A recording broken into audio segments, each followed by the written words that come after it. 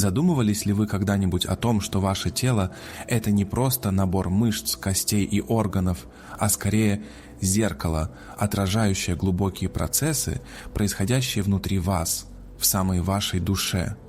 Мы часто склонны рассматривать физическую боль как нечто обособленное от нашей внутренней жизни, ищем быстрого облегчения в таблетках или просто стараемся игнорировать дискомфорт. Однако тело наделено удивительной мудростью, и боль, которую мы испытываем, может оказаться важным сигналом, исходящим из нашего духовного состояния. Тело и дух неразрывно связаны, образуя единую систему, где каждый элемент влияет на другой. Когда в нашей внутренней сущности возникает дисбаланс, будь то неразрешенный конфликт, подавленные эмоции или непереработанная энергия, это может проявляться через физические ощущения. Вспомните, как часто в периоды сильного стресса у вас возникают боли в шее, голове или проблемы с желудком. Физическое тело чутко реагирует на то, что переживает наш дух, даже если мы не всегда осознаем эту связь. Представьте себе тело как сложную систему сигнализации, наподобие приборной панели автомобиля. Когда на ней загорается индикатор, это не означает, что автомобиль хочет нас наказать, а лишь предупреждает о необходимости обратить внимание на важную проблему. И что же это за проблема и как ее решить? Ответы на эти вопросы могут вас удивить. Аналогичным образом физические страдания, которые мы испытываем, представляют собой не саму проблему, а скорее призыв к самоанализу, побуждающий нас разобраться в происходящем внутри. Это своего рода сигнал, призывающий нас сделать паузу и спросить себя, о чем пытается сообщить мне мое тело, какая из сфер моей жизни нуждается в гармонизации или исцелении. Эта глубокая взаимосвязь между телесным и духовным началами подтверждается не только нашими личными переживаниями, но и многовековой духовной историей человечества. Разнообразные традиции, как древние, так и современные, неизменно подчеркивали неразрывную связь между физическим и духовным мирами. Во многих культурах тело рассматривается как своеобразный проводник, через который проявляются как благополучие, так и трудности души. Это означает, что пренебрегая сигналами, которые подает нам тело, мы рискуем проигнорировать потребности нашей души, которая также стремится к разрешению внутренних конфликтов. Важно осознать, что эти сигналы не являются наказанием, а скорее представляют собой возможность для пробуждения и осознания.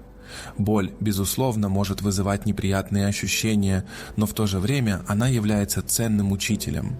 Каждое физическое недомогание предоставляет нам шанс остановиться, поразмыслить и, возможно, скорректировать направление своего жизненного пути. В суете каждодневных дел мы нередко упускаем из виду первостепенную важность заботы о собственной жизненной энергии. Мудрое тело, словно верный камертон, находит способы напомнить нам о необходимости внимания к своему состоянию. Признание неразрывной связи между физическим и духовным аспектами бытия не открывает нам новое видение боли. Она перестает восприниматься как неприятель или непреодолимое препятствие, трансформируясь в союзника на пути духовного пробуждения. Разумеется, это не призывает пренебрегать медицинским вмешательством или физическими потребностями, но предлагает более глубокий взгляд, побуждая задаться вопросом: какова причина происходящего? Какие уроки моя душа стремится донести через это испытание?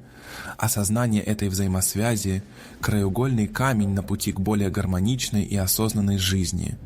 Понимание единства физического и духовного побуждает заботиться о теле не только посредством медикаментов, но и через практики, питающие душу, моменты уединения, молитвы, медитации или откровенные диалоги с самим собой. Самым ценным уроком, который преподносит нам наше тело, является его абсолютная честность. Оно всегда сигнализирует о наличии дисгармонии, даже если мы пытаемся закрывать на это глаза, являясь зеркалом нашего внутреннего состояния. Прислушиваться к сигналам собственного тела значит проявлять заботу и любовь как к физической, так и к духовной составляющей своего существа, поскольку тело и дух неразрывно связаны и могут полноценно функционировать лишь в состоянии согласия.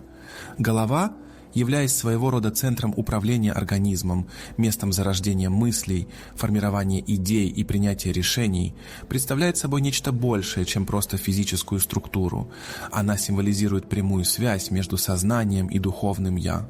Таким образом, головные боли, мигрени и прочие виды дискомфорта в этой области могут быть не только следствием физических недугов, но и отражением дисбаланса в мыслях, а также нарушений в духовной связи. Нередко, в моменты сильного эмоционального напряжения или переизбытка переживаний, человек ощущает головную боль, и это не является совпадением. Разум, будучи мощным инструментом, при перегрузке начинает подавать тревожные сигналы, которые проявляются в виде умственного истощения, трудностей с концентрацией внимания и, конечно же, физической боли. Однако, если рассматривать головные боли с духовной точки зрения, то они выходят за рамки обычных физических проявлений. Они могут свидетельствовать о том, что разум человека не находится в гармонии с его внутренним «я», будучи перегружен мыслями, не соответствующими его истинным убеждениям или желаниям. Стремление к избыточному контролю над всеми аспектами своего существования, будь то принятие решений, выбор жизненного пути или достижение конкретных результатов, является одной из ключевых духовных причин возникновения головных болей. Это неутолимое желание держать все под неусыпным надзором отдаляет человека от веры во вселенский порядок, духовные законы и божественное провидение. Отказ от доверия к естественному ходу событий порождает внутреннее сопротивление, которое находит свое выражение в напряжении. Это напряжение может проявляться в виде ощущения тяжести в лобной части, давления в височной области или даже изнуряющих приступов мигрени. Еще одним распространенным фактором, провоцирующим головные боли, является избыток негативных мыслей. Человеческий разум обладает удивительной способностью формировать окружающую действительность, однако зачастую индивиды оказываются в ловушке саморазрушительных мыслей. Эти мысли могут быть связаны с опасениями относительно будущего, сожалениями о прошлых ошибках или непрекращающейся самокритикой. Подобное состояние блокирует интуицию и отрывает человека от его высшего предназначения. Это подобно густому туману, созданному собственными мыслями, который препятствует расширению духовного видения. Кроме того, голова тесно связана с верхними энергетическими центрами, в особенности с коронной чакрой, расположенной на макушке. Эта чакра отвечает за связь человека с божественным, с универсальной энергией и духовной мудростью, что делает ее состояние крайне важным для общего благополучия. Когда этот энергетический центр оказывается в блокаде, человек сталкивается не только с физическими страданиями, но и ощущает разрыв с духовным измерением своего бытия. Происходит утрата ощущения жизненного предназначения, ясности мыслительного процесса и даже внутреннего умиротворения. Настойчивые головные боли могут служить тревожным сигналом, указывающим на то, что этой чакре требуется пристальное внимание и что в жизни индивида необходимы перемены для восстановления свободного потока энергии. Но как же преодолеть это состояние? Первостепенным шагом является замедление темпа жизни. Зачастую наш разум настолько перегружен информационным потоком, что не оставляет пространства для проявления духовной составляющей. Крайне важно находить время для тишины и покоя, наблюдать за своими мыслями без какой-либо критики. Такие практики, как медитация, молитвенное обращение или простое пребывание в тихом месте с глубоким дыханием, способствуют очищению разума и открывают путь для духовной связи. Еще одним важным аспектом является наблюдение за тем, какие мысли мы взращиваем, те, что приносят покой, или те, что вызывают тревогу и беспокойство. Наполняем ли мы свой разум идеями, которые укрепляют связь с нашей истинной сущностью, или же позволяем отвлечь себя от нее внешними факторами? Регулярная саморефлексия помогает выявить устойчивые модели мышления, которые могут быть причиной боли. Кроме того, следует помнить, что духовные головные боли часто призывают нас к тому, чтобы отпустить излишний контроль и довериться высшим силам. Осознание того, что не все в нашей жизни подвластно нашему управлению, может принести долгожданное чувство свободы. Когда мы позволяем себе довериться естественному ходу событий, мы даем возможность высшим силам или судьбе направлять нас, тем самым снижая груз ответственности, который мы сами на себя возлагаем. Безусловно, забота о своем физическом состоянии – неотъемлемая часть этого процесса. Обеспечение полноценного сна, употребление достаточного количества жидкости и минимизация воздействия чрезмерных стимулов, таких как экраны гаджетов и негативные новостные ленты, представляют собой простые, но весьма эффективные меры для снижения умственного и эмоционального напряжения. Гармония между разумом, телом и духом имеет решающее значение для обретения сбалансированной и полноценной жизни. Головные боли, в свою очередь, служат напоминанием о том, что наш разум нуждается как в бережном уходе, так и в духовной связи. Они призывают нас сбавить темп, довериться течению жизни и выделить время для того, чтобы услышать свой внутренний голос, который часто заглушается повседневной суетой. Важно помнить, что разум – это мощный инструмент, однако его потенциал может быть раскрыт в полной мере лишь в гармонии с духом, что позволяет человеку жить полной жизнью. В таком случае, вместо того, чтобы быть источником дискомфорта, голова становится проводником к умиротворению и духовной ясности, к которым так стремится каждый из нас. Как разум, который несет бремя наших мыслей, так и физическое тело отражает то, что мы переживаем в повседневной жизни. Немногие части человеческого тела способны так откровенно демонстрировать наше внутреннее состояние, как шея и плечи. Говоря о болевых ощущениях в этой области, мы вторгаемся в пространство, где физическое и духовное переплетаются самым тесным образом. Наверняка каждый замечал, как в периоды повышенного напряжения или переутомления возникает скованность в плечах или затруднение в движениях шеи, и это не всегда является прямым следствием неправильной осанки или чрезмерных физических нагрузок. Зачастую подобные боли имеют более глубокие психологические корни. Шея и плечи в метафорическом смысле олицетворяют тот эмоциональный багаж и груз ответственности, который мы взваливаем на себя в течение жизни. С духовной точки зрения они символизируют ту ношу, которую мы добровольно выбираем нести, будь то собственные проблемы или же чужие ожидания. Если человека постоянно беспокоят боли в этой области, это может служить сигналом о том, что он взял на себя непосильную ношу. Вероятно, он несет не только свои собственные обязанности, но и чужие, перегружая себя, порой даже не осознавая этого. Эта область также неразрывно связана с гибкостью, причем не только физической, но и ментальной и эмоциональной. Шея, в частности, символизирует нашу способность воспринимать окружающий мир во всем его многообразии, видеть ситуацию в перспективе.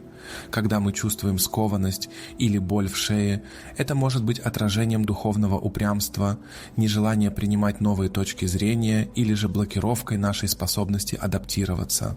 Человеческое тело красноречиво сообщает нам о необходимости переосмысления устоявшихся взглядов, призывая расширить горизонты восприятия.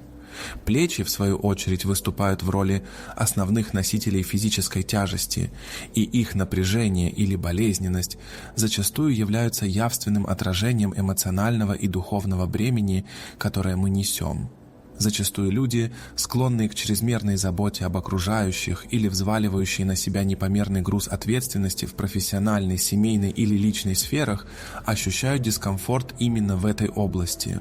С духовной точки зрения, это может свидетельствовать о стремлении контролировать все аспекты жизни, полагая, что именно на их плечах лежит ответственность за разрешение всех проблем. Помимо этого, важную роль в возникновении болей в этой области играют гордость и чувство вины. Нередко мы испытываем дискомфорт в шее и плечах из-за нежелания обращаться за помощью, убежденные в том, что должны справляться со всеми трудностями самостоятельно, опасаясь проявить слабость. Однако с духовной перспективы эти болевые ощущения учат нас, что жизненный путь не предполагает одиночества, призывая нас разделить бремя с другими, доверять окружающим и, что самое главное, отдаться течению жизни. Что же предпринять при появлении этой боли? Подобно головной боли, первым шагом к исцелению является осознание проблемы. Задайте себе ряд важных вопросов. Что в действительности я сейчас несу? Какие обязанности или проблемы мне не принадлежат? Какие ноши я взваливаю на себя, хотя по справедливости не должен этого делать? Подобный глубокий самоанализ является крайне необходимым шагом, позволяющим постепенно освободиться от ненужного бремени как в физическом, так и в эмоциональном плане. Не менее значимо развивать гибкость восприятия. Если область шеи символизирует нашу способность видеть мир с разных точек зрения, то дискомфорт или боль в этой зоне может служить сигналом о том, что пора перестать сопротивляться неизбежным переменам. Возможно, пришло время отказаться от закостенелых убеждений, устаревших поведенческих стереотипов или ситуаций, которые больше не приносят пользы. Скованность тела зачастую является прямым отражением внутренней негибкости, поэтому, работая над развитием ума, человек начинает освобождать свое тело от накопившегося напряжения. И, наконец, необходимо научиться отпускать. Нередко болевые ощущения в плечах возникают из-за чрезмерной привязанности к вещам, которые утратили свое значение в текущем жизненном этапе. Это могут быть затаенные обиды, мучительное чувство вины или даже навязчивая идея о необходимости быть идеальным во всем. Освобождаясь от этого эмоционального балласта, человек не только облегчает физическую нагрузку на свое тело, но и открывает канал для более свободного течения духовной энергии. Таким образом, область шеи и плеч преподносит нам важный урок о необходимости гармонии между нашей отдачей миру и заботой о собственном благополучии. Эти части тела наглядно демонстрируют, что для успешного продвижения по жизненному пути следует не увеличивать количество возложенных на себя обязательств, а фокусироваться на том, что действительно имеет значение. В конечном счете, духовное развитие заключается не в стремлении к большему, а в умении нести свой крест более достойно. Если шея и плечи символизируют обязанности, которые мы несем, то грудная клетка и сердце открывают нам нечто еще более сокровенное, что мы склонны скрывать или игнорировать. Эта область тела неразрывно связана с самыми чистыми и в то же время самыми мощными эмоциями – любовью, горем, состраданием и обидами. Возникновение болезненных ощущений или дискомфорта в груди с духовной точки зрения зачастую является сигналом о подавленных эмоциях или сложностях в их переживании. Сердце, являясь энергетическим центром нашего тела и будучи представленным сердечной чакрой, отвечает за нашу способность любить, прощать и устанавливать подлинные связи. Когда этот центр оказывается блокированным из-за прошлых обид, чувства вины или недостатка любви к себе, наш организм начинает реагировать соответствующим образом. Ощущения, такие как давящая боль в груди, затрудненное дыхание или неритмичное сердцебиение, могут служить красноречивыми сигналами о том, что в эмоциональной сфере накопилось напряжение, требующее безотлагательного внимания. Попытки заглушить эмоции, особенно те, что вызывают болезненные переживания, могут показаться удобным способом уйти от проблемы, однако такое решение лишь временно маскирует истинное положение дел и создает невидимый, но ощутимый груз. Эта ситуация напоминает попытку спрятать беспорядок в доме, плотно закрыв его в шкафу, но рано или поздно переполненный шкаф не выдержит давления и распахнется. Аналогичным образом, длительное подавление эмоций вызывает напряжение в груди. Накопление обид, подавленного гнева или сознательный отказ от переработки своих чувств отдаляет человека от его сердечной энергии, что может проявляться в виде физической боли, как настойчивого напоминания тела о необходимости обратить внимание на внутреннее состояние. Кроме того, в области груди, как правило, хранятся непереработанные потери и психологические травмы, которые еще не нашли своего исцеления. Духовная интерпретация боли в сердце может указывать на непринятие потери, будь то потеря близкого человека или утрата любви к другому или к самому себе. Если ощущение боли в груди становится частым явлением, стоит задаться вопросом: какие неразрешенные ситуации я до сих пор не отпустил? Возможно, пришло время простить себя или других за прошлые обиды. Путь к исцелению начинается с принятия, с честного признания собственных подавленных чувств, что является отправной точкой для освобождения от их гнетущего бремени. Духовные практики, такие как медитация, направленная на область сердца, где визуализируется свет, проникающий вглубь, способны помочь в устранении эмоциональных преград. Молитва, в свою очередь, выступает как мощный инструмент для обращения за помощью и поддержкой, способствуя открытию сердца и исцелению его ран. Важно помнить, что прощение – это не стирание из памяти болезненных событий, а высвобождение себя из-под тяжести обиды. Забота о сердечной области, как на физическом, так и на духовном уровнях, приводит к ощущению настоящего облегчения. Грудь становится легче, а сердце открывается для любви, как исходящей, так и принимаемой. Ведь, по сути, главное лекарство для сердца – это любовь, в особенности та, что дарится самому себе. В то время как грудь является вместилищем подавленных эмоций, ноги и стопы повествуют о нашем движении, как в физическом, так и в духовном измерении. Они несут нас вперед, помогая преодолевать жизненные испытания. Появление боли или дискомфорта в этих частях тела нередко свидетельствует о духовных блоках, препятствующих нашему дальнейшему развитию. С духовной точки зрения, ноги символизируют внутреннюю силу, необходимую для продолжения пути. Ноги, являясь оплотом человеческого тела, олицетворяют собой силу, активность и незыблемость. Болевые ощущения в ногах могут свидетельствовать о внутреннем дискомфорте, связанном с неуверенностью в себе или опасениями перед будущими жизненными переменами. Человек, испытывающий подобные боли, возможно, страшится неизведанного, боится совершить ошибку или сомневается в своей способности двигаться вперед. Эти болевые ощущения зачастую служат отражением внутренних терзаний, когда человек задается вопросами: «Верным ли путем я иду? Смогу ли я справиться с вызовами, которые меня ожидают?» Ступни, как связующее звено между человеком и землей, символизируют укорененность в этом мире. Дискомфорт в стопах может сигнализировать о чувстве оторванности от реальности или неуверенности в своем положении. Это подобно тому, как если бы душа пыталась донести, что человек опасается потерять равновесие или выйти за пределы зоны комфорта. Страх перед продвижением вперед – это вполне естественное явление, однако с духовной точки зрения подобные боли напоминают о том, что жизнь – это непрерывное движение. Оставаться на месте, поддавшись страху совершить ошибку или потерпеть неудачу, зачастую оказывается более пагубным, нежели сделать шаг и извлечь урок из полученного опыта. С духовной точки зрения, неприятные ощущения в ногах и стопах могут служить своеобразным сигналом, призывающим человека с большей верой относиться к жизненному пути, нежели стремиться к моментальным ответам, прежде чем сделать первый шаг. Для облегчения этих неприятных ощущений ключевым моментом является работа над укреплением внутреннего чувства защищенности и доверия к себе.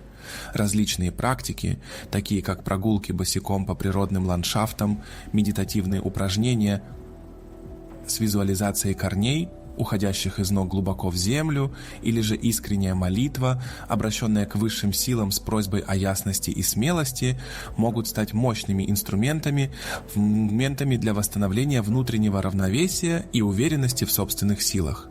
Кроме того, важно проанализировать страхи, которые могут сдерживать движение вперед. Рекомендуется задать себе вопрос: чего именно я избегаю? Есть ли какие-то ситуации или обстоятельства, с которыми мне необходимо столкнуться, но я испытываю страх?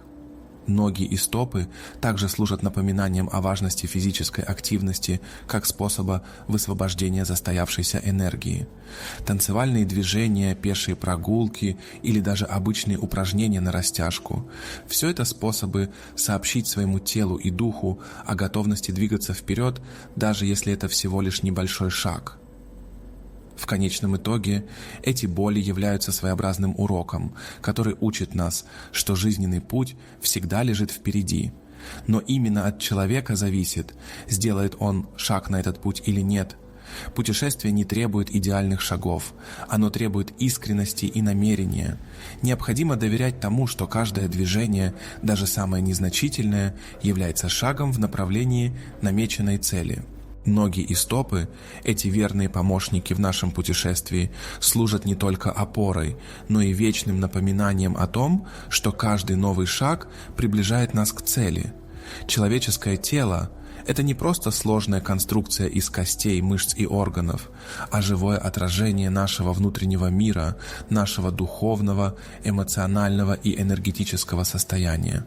Любая боль, любой дискомфорт, который упорно не желает отступать, это послание, которое наш дух настойчиво пытается нам передать, то мягко намекая, то настойчиво требуя обратить внимание на потребность в исцелении или трансформации. Рассматривая различные части тела, такие как голова, шея, плечи, грудь, ноги и стопы, мы обнаружили, что каждая из них несет в себе глубокий духовный смысл. Порой болезненные ощущения возникают не только по физическим причинам, но и из-за подавленных эмоций, непомерной ответственности, страхов и отчуждения от своего истинного предназначения. Это призыв заглянуть вглубь себя и привести тело в гармонию с нашей духовной сущностью. Главная мысль заключается в том, что тело и дух находятся в постоянном диалоге, и каждый симптом – это возможность понять себя глубже. Когда человек прислушивается к сигналам боли, он вступает на путь выздоровления и преображения, не упуская из виду потребности своей души. Это умение находить моменты для успокоения разума, освобождения подавленных эмоций, запертых в сердце, перераспределения ответственности, которая непосильным грузом давит на плечи, преодоления страхов, словно цепи, сковывающих ноги, и доверия к своему жизненному пути. Духовный путь представляет собой жизнь в согласии со всеми составляющими человеческого существа, где каждая часть работает в унисон ради общего благополучия и развития. Поэтому в следующий раз, когда боль даст о себе знать, стоит задаться вопросом: какое послание передает мое тело? Какая сфера моей жизни требует пристального внимания? Уже сам факт постановки этих вопросов является значительным шагом на пути к исцелению. И, что не менее важно, нужно помнить, что никто не одинок в этом процессе. Духовность учит нас, что существует высшая сила, будь то Бог, Вселенная или некое божественное начало, которое направляет и поддерживает нас даже в самые тяжелые моменты боли и сомнений. Прислушиваясь к телу, человек открывает дверь к голосу своего духа. Таким образом, погружаясь в этот процесс, человек не просто улавливает суть передаваемых ему посланий, но и обретает возможность трансформировать собственное существование, наполняя его теми самыми миром, любовью и гармонией, к которым он стремится. Тело, словно мудрый проводник, изъясняется на своем языке, дух же, в свою очередь, направляет по пути, и остается лишь пройти этот увлекательный путь самопознания, открывая новые горизонты своего внутреннего мира.